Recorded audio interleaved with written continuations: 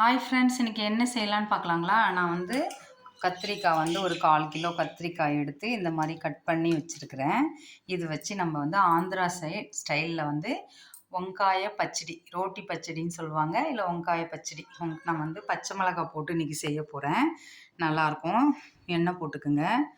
கொஞ்சம் எண்ணெய் வந்து நம்ம கொஞ்சம் நிறையவே போடலாம்.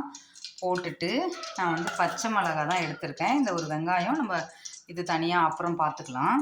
இது வந்து நல்லா எண்ணெய் காஞ்சதுக்கப்புறம் நீங்கள் வந்து பச்சை மிளகா போட்டுருங்க.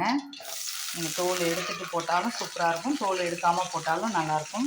அதுவும் கூடவே வந்துட்டு இந்த கத்திரிக்காய் பொடி பொடியாக கட் பண்ணி வச்சுருக்க மாட்டேங்க. எந்த கத்திரிக்காய் வேணாலும் எடுத்துக்கோங்க, நம்ம இஷ்டம் தான். நான் இதை உப்பு தண்ணியில் போட்டு வச்சுருக்கேன் கட் பண்ணி, ஏன்னா நமக்கு கருத்துடாக தான் இருக்கும். அதனால தான் இதை போட்டு இது ரெண்டுமே நல்லா வேகட்டும், நமக்கு வதங்கி வரணும். அதுவும் கூடவே வந்து கொஞ்சம் தனியாவையும் போட்டுருங்க. போட்டுட்டு இது நல்லா வதக்கி விடுங்க. இது நல்லா நமக்கு மெத்துன்னு ஆகணும், நல்லா சாஃப்டாக வரணும். அது வரைக்கும் நம்ம நல்லா இதை வதக்கிக்கலாம். பச்சை மிளகாய், இப்போ வர பச்சை மிளகாலாம் நம்ம காரம் கம்மி தானே, அதே மாதிரி இது ஆந்திரா ரோட்டி பச்சடின்றதால காரமும் கொஞ்சம் அதிகமாக தான் இருக்கும். நல்லாயிருக்கும், சூப்பராக இருக்கும். அதே மாதிரி கட் பண்ணிவிட்டு ஒரு குட்டி லெமன் சைஸ் புளி எடுத்து ஊற வச்சு வச்சுருக்கேன் நான். இது எல்லாமே நம்ம நல்லா வதக்கலாம். ஃபஸ்ட்டு பாருங்கள் ஃப்ரெண்ட்ஸ், வதங்கிட்டுருக்கு. இப்போ வந்து இதில் கொஞ்சோண்டு கல்லுப்பு போடுங்க. அப்போ தான் வந்து நமக்கு சீக்கிரமாக வந்து வதங்கும். அதே மாதிரி வந்து பூண்டு தோல் எடுத்துட்டு கொஞ்சம் பூண்டு போட்டுக்குங்க. இது எல்லாமே அப்படியே நமக்கு வதங்கி வரட்டும். இங்கே பாருங்கள், நல்லா வதங்கிடுச்சு நமக்கு. இப்போ வந்து கருவேப்பிலை போட்டுக்குங்க. கொத்தமல்லி ஒரு கைப்பிடி எடுத்துக்கேன், போட்டுக்கேன். போட்டு இது ஒரு திருப்பி இதை ஆற வச்சுட்டு நம்ம மிக்சியில் போட்டு கொஞ்சம் அரைக்கும் போது கொஞ்சம் ஜீரகமும் புளியும் போட்டு அரைக்கலாம். இதுக்குள்ளே ஆறட்டும். நமக்கு இங்கே காட்டு, அங்கே இல்லை, இங்கே பாருங்கள் ஃப்ரெண்ட்ஸ். இப்படி எல்லாத்தையும் வந்து கடாயிலேருந்து மாற்றிடுங்க. மாற்றிட்டு இது கூட கொஞ்சமாக ஜீரகம் ஒரு ஸ்பூன் போட்டுக்குங்க.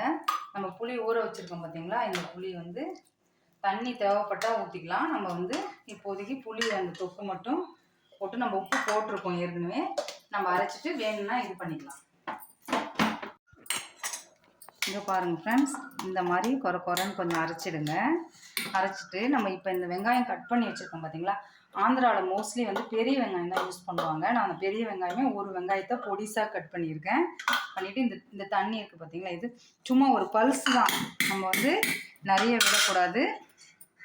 அதே மாதிரி உப்பும் கரெக்டாக இருக்குது ஃப்ரெண்ட்ஸ். ஒரே ஒரு பல்ஸ் விட்டு எடுக்க போகிறோம்.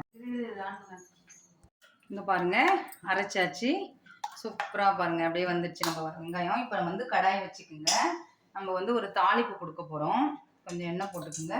நீங்கள் தாளிக்காமல் சாப்பிட்டாலும் சாப்பிடலாம், சூப்பராக தான் இருக்கும். இங்கே பாருங்கள் ஃப்ரெண்ட்ஸ், நான் கிளிப் எடுக்கிறதுக்கு முன்னாடியே இது போட்டுட்டேன், கடுகு போட்டுட்டேன். ஜீரகம் போட்டுக்கோங்க. கடுகு, ஜீரகம், உளுத்தம்பருப்பு. உங்கள்கிட்ட கடலப்பருப்பு இருந்தால் போடுங்க. என்கிட்ட கடலப்பருப்பு எங்கே இருக்குன்னு தெரியல, தேடி பார்த்தேன் கிடைக்கல. ஒரு 4 காஞ்ச மிளகாய் அப்படியே போட்டுருங்க. இங்கே பாருங்கள், இந்த பூண்டு தட்டி வச்சுக்கிறேன். இதையும் போட்டுட்டு நல்லா வறுத்துருங்க. நல்லா பொரியட்டும். இங்கே பாருங்கள் ஃப்ரெண்ட்ஸ், நம்ம வந்து இப்போ இதில் அப்படியே சேர்த்துக்கலாம், இல்லைனா வந்து நீங்கள் இப்படியே கூட எடுத்து போட்டுக்கலாம். இங்கே பாருங்கள் ஃப்ரெண்ட்ஸ், நல்லா அப்படியே பொரிஞ்சிச்சு. இப்போ வந்து இதில் அப்படியே சேர்த்துங்க. புளி வேணும்னா நீங்கள் கம்மியாக கூட போட்டுக்கலாம். நான் கொஞ்சம் புளிப்பு போட்டிருக்கேன், கொஞ்சம் குறைச்சி வச்சுக்கிடும், அவ்வளோதான்.